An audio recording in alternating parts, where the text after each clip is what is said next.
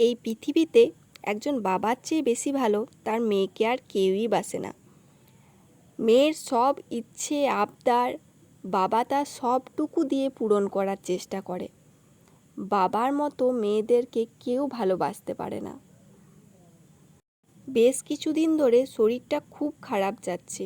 জ্বর, সর্দি, ঠান্ডা লেগেছে, কিছু খেতে ইচ্ছা করছে না, মুখের একদম স্বাদ নেই। সেই জায়গায় কোনো খাবারই আমি খেতে পারছি না।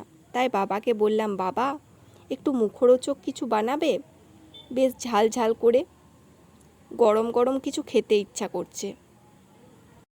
আমার করা কোনো আবদারই আমার বাবা আজ পর্যন্ত রাখেনি, এমন কোনো দিনই হয়নি। আমার বলা মাত্রই বাবা সব কিছু আমার সামনে হাজির করে দেয়। আজও তার অন্যথা হয়নি। মা আলু আর বেগুন কেটে দিল, বাবা চলে গেল বেগুনি আর আলুর বড়া বানাতে। এই সর্দিতে আলুর বড়া আর বেগুনি, ওহ সেই স্বাদ লাগে। গরম গরম বেগুনি আর আলুর বড়া আমার পুরো জ্বরের যে মুখের স্বাদটা ছিল সেটা পাল্টে দিল। খেতে একদম দারুণ মুচমুচে আর টেস্টি হয়েছিল। আর হবে নাই কেন, কারণ এর মধ্যে মেশানো আছে আমার বাবার স্নেহ, ভালোবাসা আর আমার বাবার হাতের স্বাদ। আমার বাবার বানানো যে কোনো জিনিস অত্যন্ত টেস্টি আর সুস্বাদু হয়।